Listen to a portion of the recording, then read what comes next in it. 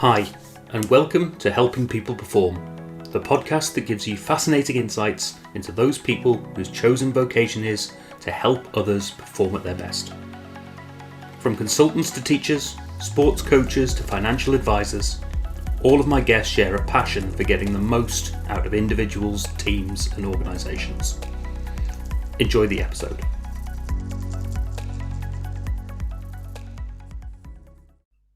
Hello everyone and welcome to another episode of the Helping People Perform podcast. This week I'm delighted to be joined by Paul Morton, who is the founder and head coach at the Practical Leadership Academy. Paul, welcome to the show. Delighted to be here, Paul. What a fantastic name we both have. Certainly, I use it every day. Yeah. Before we get kicked off on some of the stuff, particularly around the Practical Leadership Academy and the great stuff that you do, can you give us a bit of background to yourself? Who are you? What's brought you to where you are today?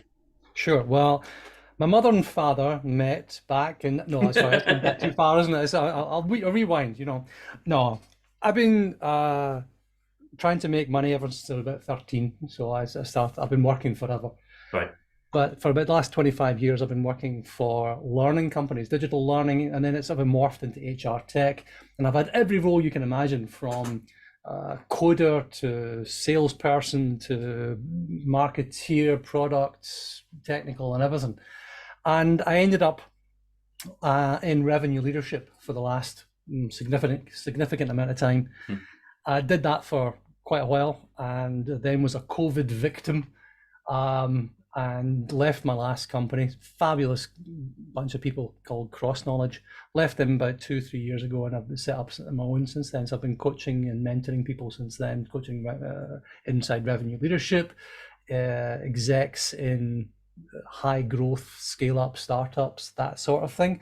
And been finding out that there is significant needs and impact able to be made when you think and focus on people at the very, very pointy end of organizations. And for me, these are the managers, the team leads, right, who are responsible for individual contributors. Right. Typically are neglected. Yeah. Couple of interesting points I just want to pick out of that initial experience area. You mentioned revenue leadership or revenue management. What, for those of us who aren't as au fait in that space, what has that been? What does that center around? What's your experience in revenue leadership? Well, I mean, when I talk about what it is I do in that space right now, I talk about making more money faster. Right. That's what the idea is.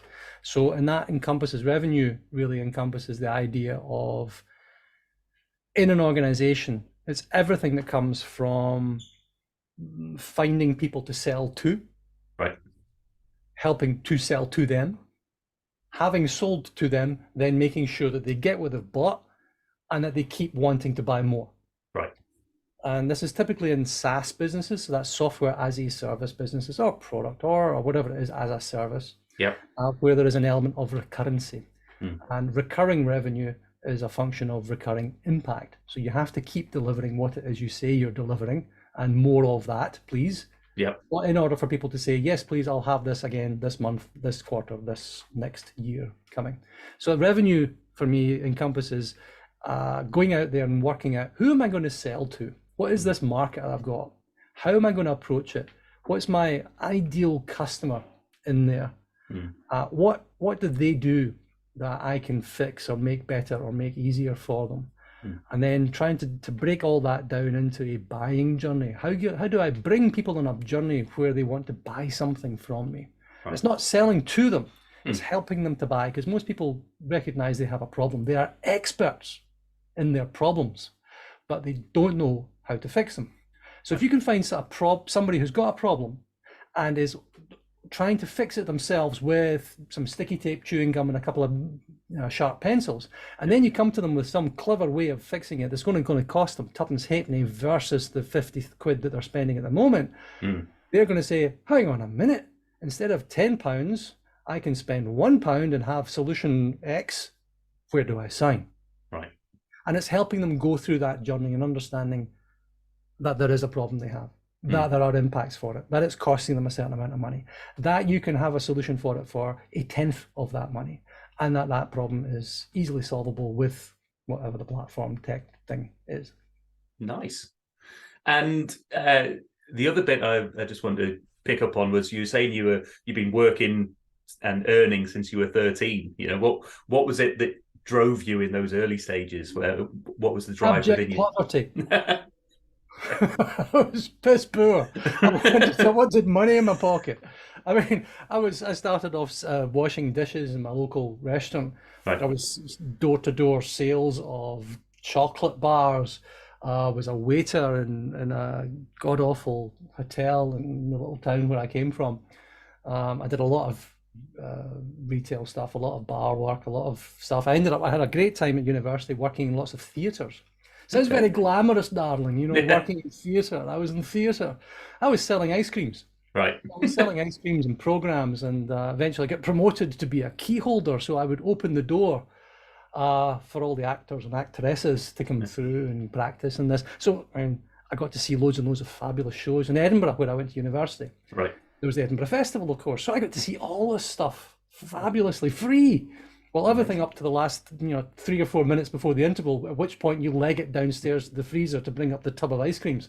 Right. So I got to see Phantom of the Opera and Les Miserables 150 times. So it was great fun. Amazing. I was just talking to another guest who we don't know which order these podcasts are going to come out on, but it will be another episode with Hugo Pickford Wardle, who is doing some great work with teenagers and helping teenagers in that sort of work experience, the early teens area, aiming to get them earning 16K by 16.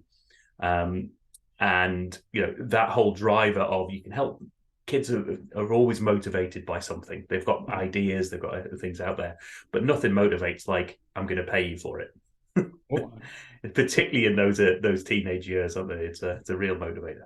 Well, there's so much more though that comes from work. And I think it's one of these great societal things that we've got so many people now in the UK specifically. We've got 5 point something ridiculous million people who could be working but are not.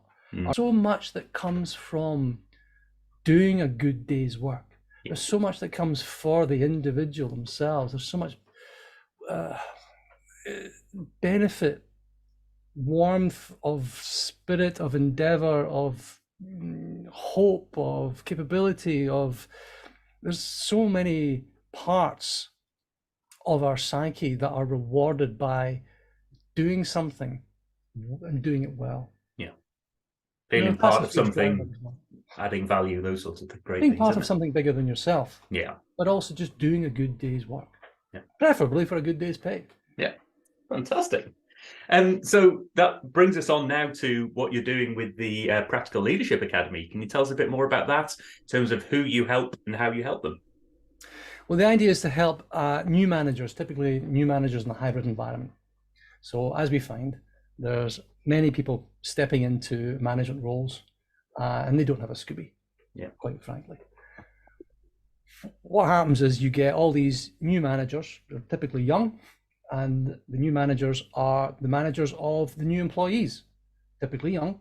So the new employees coming into an organization, large or small, their first experience of management is rubbish because the people who are managing them are rubbish. And it's not who they are that is rubbish, it's just what they do. They just don't know how to do it yet. They haven't learned yet. And the support they get is pants. It really is very, very poor. So what I came to, and I'll tell you how I got there in a minute, what I came to was the idea that supporting these people is in some way my attempt to change the planet, change the world. I've got 2 young kids, and my daughter was talking to me. She's 11 going on 16. She's 11 and she was talking about her going out to work and all this. Now, she can go out to work. I think in this country is still it's 13 when she can go out and get a job. Right. And by God, she will. Not only because I'm going to kick her out the door and make sure she does it, but she's driven to do that. And I was thinking, oh God, help her if she met me in my first job. It's kind of like a dad thing. Right. The dad thing is, I really don't want you to ever go out and meet boys because you might meet me like I was at that age. And I was a turd, totally. But I was also, when you think about it professionally, I was a dreadful, dreadful manager. I left this trail of destruction behind me And I still, every time I think about it, I apologize profusely to anybody that had the misfortune to encounter me when I was learning how to manage people. So the crap that I put people through. I mean, it was one thing that woke me up the other night. Actually, I remember berating somebody in the middle of the open area about some work they hadn't done, thinking, oh, I could have just turned the corner and gone somewhere private. You. So I can't remember the guy's name. I think it was Francesco, actually. But if you're listening, Francesco, I'm so sorry, buddy. I really am.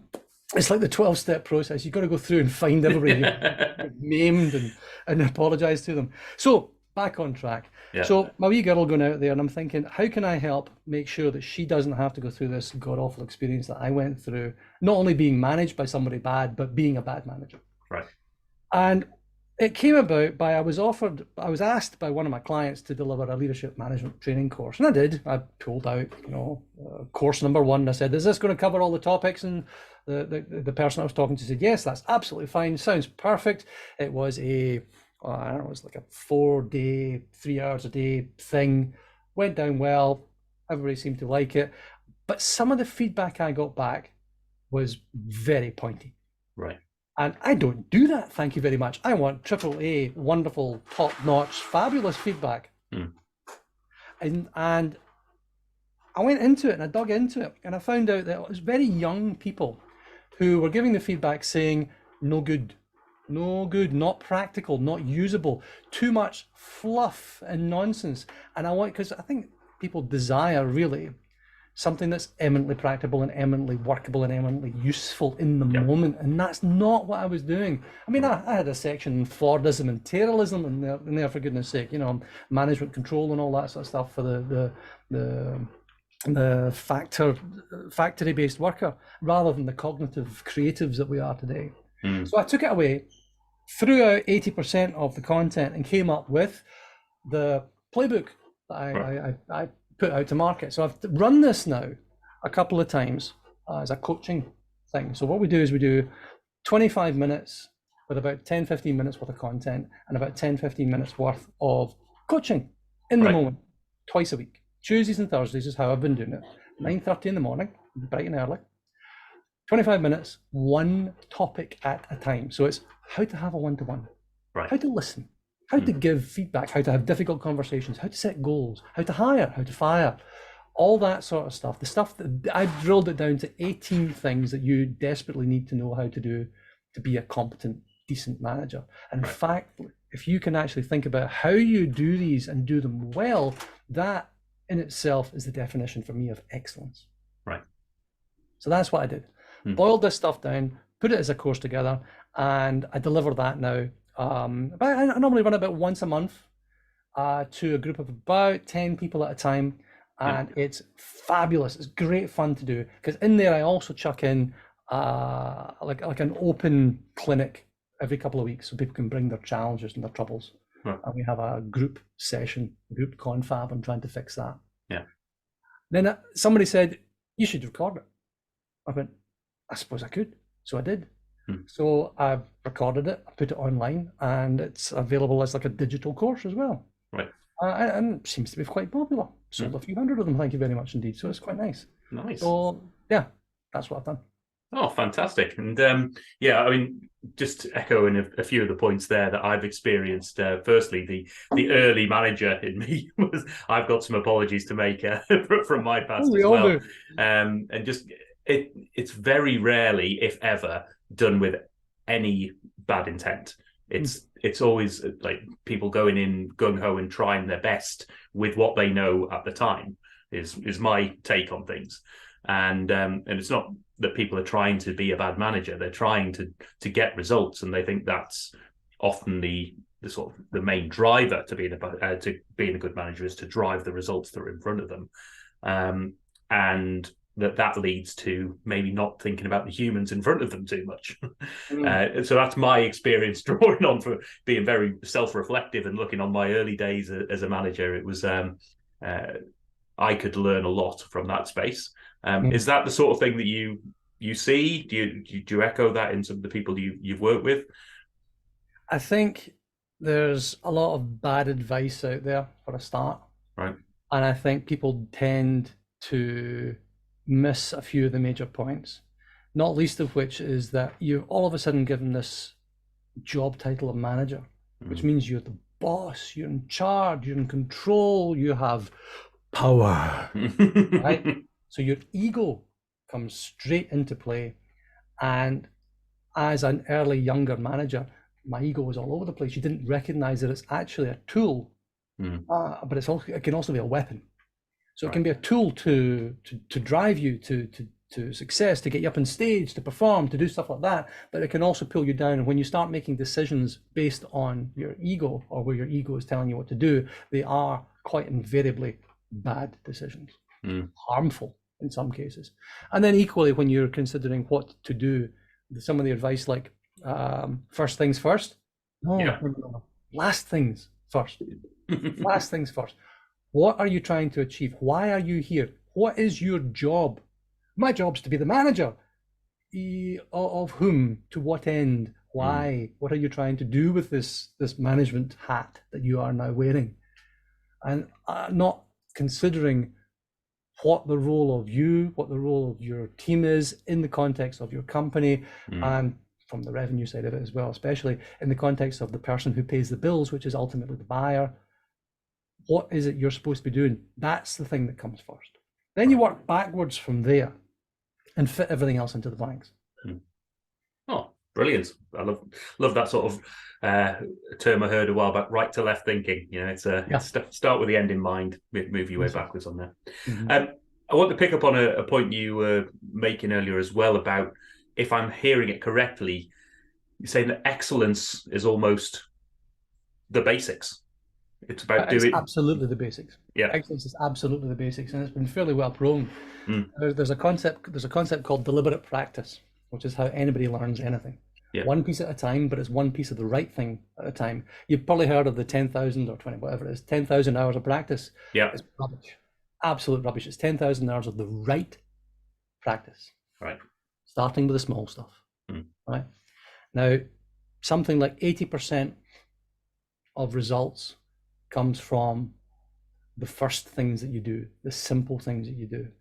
When you get good at something, then you start looking at the hairy ends of the scale of the difficult stuff. If you think, there's the wonderful piece from the British cycling when they went to the Olympics, and they started wiping down the spokes of the bicycles to get the dust off.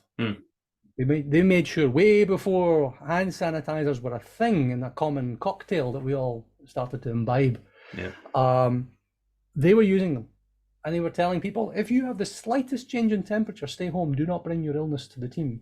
So they were wiping the dust off the spokes of the bicycles to save weight and to stop clogging up the gears, because that was the level of performance improvement you could achieve. It's the minutiae. However, you put me in one of those bikes, I'd fall on my backside. Right? It's like, you've got a background in McLaren there. There's not a chance in hell I could drive one of those cars. No way. You have to be so far down the line to have any impact improvement from those sorts of levels of performance improvement techniques and things that we spend so much of our time on, because they're shiny, because they've got fabulous names, that we're distracted. And we are distracted from simply putting one foot in front of the other, and doing that very, very well. To my point, it's having a good one-to-one is one of the most powerful things you can do to drive performance in your team. Simple as that. Setting clear objectives that somebody reiterates back to you and owns and then delivers against is how you drive performance. It's how you drive people forward. It's not by thinking about the moonshot, crazy end of the scale stuff that once you've been through Crottonville for General Electric for 25 years and you have a phenomenal whatever it is, you can tack on these crazy hacks to what you're doing. Start with the basics. The basics can be magical. They are magical, and the basics, well executed, is the very definition of excellence. Fantastic. I was talking to the potential client the other day about incremental gains and the whole value of that, and just accidentally stumbled upon an equation around it, or some maths that sat behind it. And I thought, I'm such can be a maths geek at times. And it's like, if you start off with 1 as your standard performance, and you have one intervention per year that ups that performance by 20% or 50%, say, let's say 50%, a huge, massive intervention that ups your performance by 50%, you're going to end up with 1.5 at the end of the year. That's your performance. If you start with 1 and do 1.01 the following day, and then you do 1% on that, and you do those compounding gains, so it's 1.01 to the power 365, you end up with 37.8, I think it is. It's streets ahead. It's doing those basic things, but doing them slightly better day on day, but making sure that you not only do them slightly better, but you put those chocks in place to stop you from rolling back as well. You make sure you've got the basics in place. Yeah, we regress so easily. But it is these fundamentals. And I was asked, what sort of impact, when can I expect some impact from this thing that you offer? I was thinking about 10 minutes. Oh, that's not right. It's totally 10 minutes, right? Yeah. Giving somebody feedback that they act on rather than just go, yeah, whatever. Feedback that they act on, 10-minute impact, guaranteed. Right. I mean, even looking at one of the first things I talk about in the course is your time, because new managers, especially, in fact, absolutely every manager, is time. Yeah. And my estimate is that, and I haven't been proven wrong yet, is that if I help you look at your calendar and think about what you're doing differently, just ever so slightly differently, take you 10 minutes, I can save 25% of your time in about 10 minutes flat. Right. You want to go further than that? We can probably make it about half of your time.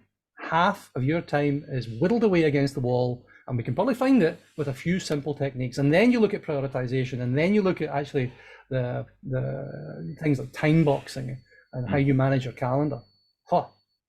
Yeah. Who wouldn't want a day to 2 days to 2.5 days a week free in their diary? What an amazing piece of value. Wait, easy one, right? If you want to have a week extra, there's 52 weeks in the year. Yeah. Okay. We each get here in the Europe side of the West, 6 weeks of holiday. Why don't you go to your boss and say, boss, if I can find an extra week in my calendar, can I have it as holiday? Now, he or she will say, not a chance in hell. But you go into your calendar, find the meeting you hate that everyone else hates, and cancel it. 1 hour a week, job done, multiply by 52. Thank you very much indeed. Good night. Brilliant. Brilliant. We're done now, Paul. That was fun. I've experienced that myself in the past. Now, cancelling meetings and cancelling reports as well. If you're responsible for reports, and just stop doing it, see what happens. See if anybody notices. Yes, absolutely. Yeah, the amount of time and effort that can support. Brilliant stuff. I want to ask you about your performance now. So who do you go to? How do you improve your own performance, keep sort of sharpening the saw for yourself? Where do you go to up your own performance? Well, there's a great guy called John at my gym, and he very occasionally wanders over and corrects my grip and moves my feet around and makes me hurt even more than I do. And he corrects my performance, so that's the physical. Right. It does very well there, and that's incremental. That's very small things, but it's getting the basics right. It's getting form right. It translates. It all translates into every field you like. Yeah. There's a wonderful woman that I don't speak to enough called Teresa, who has offered me fantastic advice over many, many years. I have friends who lean in and say, that's an interesting idea. Have you thought about it? Right. And there are people that I coach who offer me advice in return. I mean, there's a lovely thing about people who are mentors or coaches. Number one, it's a great cure for imposter syndrome. Right. If you ever feel uncertain, go be a mentor to someone else. You only need to be 1 or 2 steps ahead of the game, and you're an expert. Well, you're an expert in their eyes. 1 or 2 steps ahead of the game, of their game, and you're an expert in their eyes. Be that mentor. Have somebody turn to you and say, how do I? And you, of course, your response is, what are your options? You don't give them the answer. What do you think? And you help them find it themselves. That's more coaching than mentoring, really. Um, but the people that I work with and mentor, I get so much more back than I feel that I give. Right. I get great response, great people say, "Oh, thank you so much, I was promoted." I was like, fan-bloody-tastic, another one. Yeah. And there was a report, I was a CPR or Harvard or one of those things, and it was like, people who get a coach or have a coach or a mentor are 3 times more likely to be promoted and all that. And at the same breath, it was people who are a coach or a mentor are 7 times more likely to be successful. 7, wow. I can't remember how they measured it, but I do remember that. And it's so true. It's just so true. I get so much more out of the people that I actually work for, in essence, than I feel that I give. Yeah. So that brings us on to something that we've got in common, which is you've run a podcast. So I was lucky enough to be a guest on that podcast recently. And I'd just like to ask you, firstly, what that podcast is all about, but also what value do you get from it? How does it help you perform? And you're a phenomenal guest as well, Paul. Much appreciated. I had all these conversations with people. I'm a bit of a bletherer. I love to talk to different people and try and learn from them. And it occurred that I should try and capture some of that wisdom and knowledge and share what it is that I learn more widely. And it's the Practical Leadership Podcast, available wherever you find your pods. Practical Leadership Podcast. And the goal for me is to capture the wisdom of, I'm aiming for 100 people.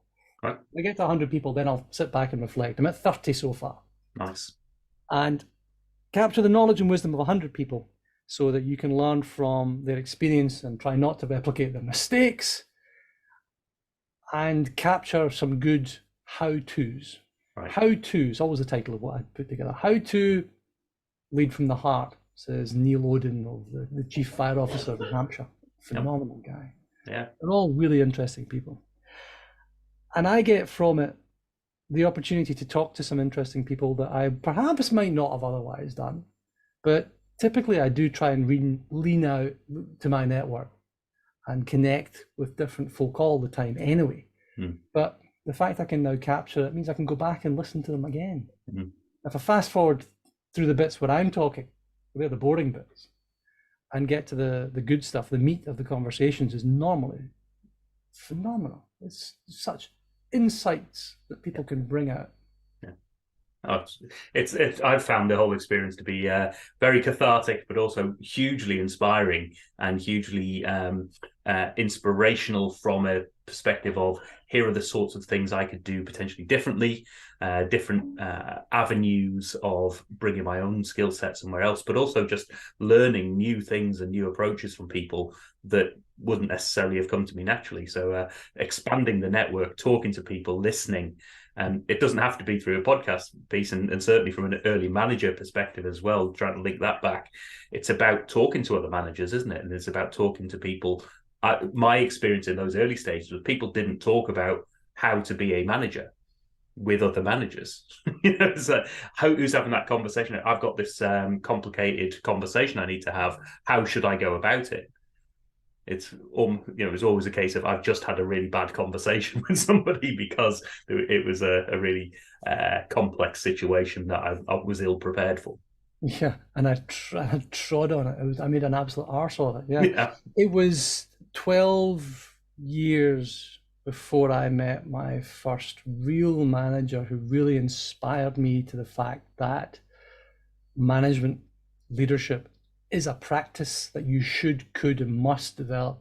Wonderful, wonderful man called Jacques Levy. And I'm honestly a bit embarrassed that I haven't invited him on, but I'm kind of reluctant to do it, I really do. I don't. Save it for episode 100. Well, do you know what? Maybe I will. Maybe I will. Maybe I'll do that. I'll save it for episode 100. This is, I know, because, and I'm not honestly in touch with him as much as I wish I was. And it's not for lack of desire from, I'm sure, either of our parts, because we always got on really, really well. I don't know, it's just I'm almost kind of embarrassed. Yeah. I don't know, I just am. Anyway. Yeah. Oh, Jack, if you're listening, sorry, buddy.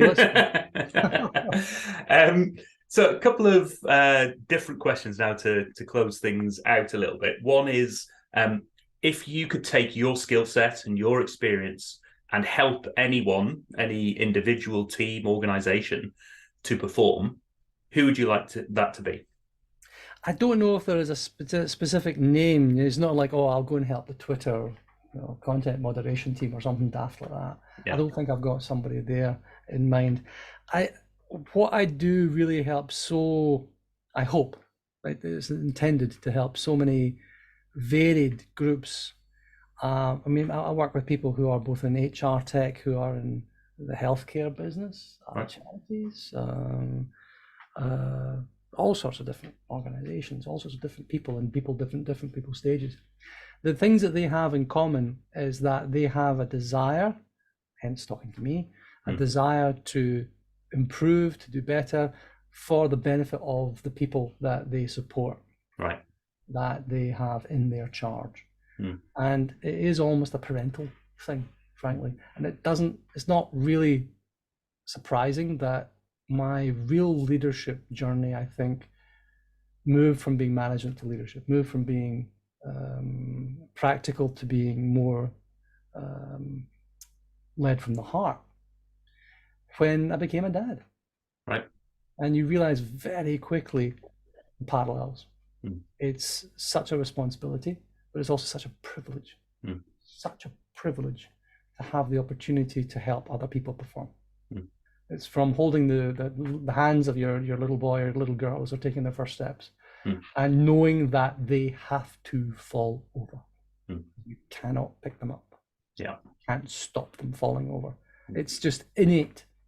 Nobody says, and when your child takes their first steps and lands on their arse, you must. No, it's just, you just know it to be so, that they must fall over. Yeah. To the point where I was teaching my daughter to ride a bike, and said to her, right, when we're doing this, you will fall off and it will hurt. And when it does, you must get back on your bicycle, and it will take you at least 10 times to fall. And she did. And she fell off 4 times or whatever it was, quite, skinned her knees. Ride a bike, lo and behold. But anyway. Yeah. That's the sort of thing that I would try to do. Brilliant. And on the flip side of that, if you could sit down, have a coffee, a beer, a glass of wine, whatever your thing is, with somebody, have a chat, in order to inspire you and ultimately up your performance, who would you want that to be? Oh, it would have to be a fantasy dinner party. Totally. I love to cook, and I love to drink good wine. Nice. It's too short for bad wine. So I would have Isambard Kingdom Brunel. I would have Donald Trump, Bonnie Prince Charlie, and possibly Charles Dickens. Isambard Kingdom Brunel, the Bristolian who built the bridges and the trains and all this, a phenomenal engineer. I would like to ask him, there's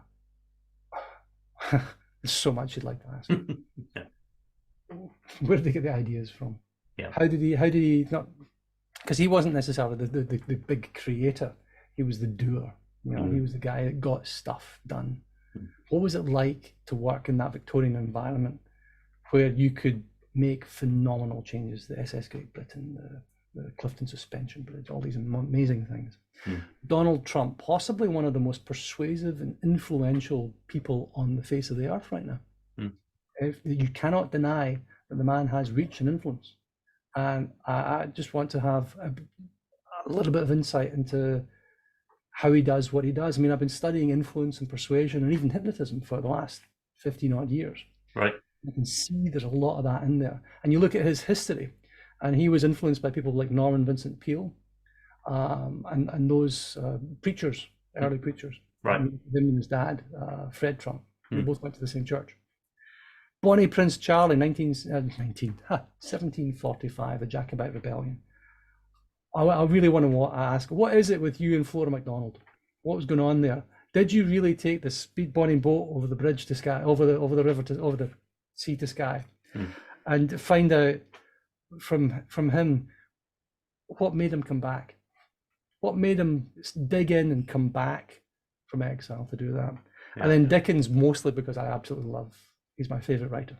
Right. For no other reason than he has such clarity and precision in his writing and such emotive, his use of language, of course, but his use of names. He comes up with these amazing names. Scrooge sounds marvelous. Yeah. Oh, fantastic! Fuzzywig is a Muppet, for God's sake. Mr. Fuzzywig. Yeah, there's no. Why did you come up with Kermit, Mr. Dickens? Oh, sorry. Oh, brilliant. And just to round things off, in terms of how people can find out more, both about the Practical Leadership Academy, maybe get in touch with you, and your podcast as well. How do people find out more about those things?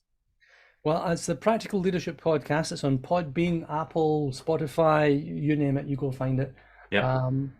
And I'm on LinkedIn, naturally. So Paul W. Morton, you can find me on LinkedIn. And practical.leadership. Sorry, let's try that again. Practical-leadership.academy. Practical Leadership Academy. You can find me there as well. More than happy to talk to anybody about anything. Brilliant. And I'll make sure those links are in the show notes so everybody has those available to them. Well, a fantastic and really fascinating conversation there, Paul. Really appreciate your time. And best of luck with the Leadership Academy. I'm about halfway through the online course at the moment. I'm going to continue that over the next week or so, and I'll keep you posted with my progress. And thanks for being on the show today. An absolute pleasure, Paul. Thank you very much indeed. I really enjoyed the conversation. Cheers. Thanks for listening to today's episode. If you liked what you heard, then please give the podcast a rate, review, and share.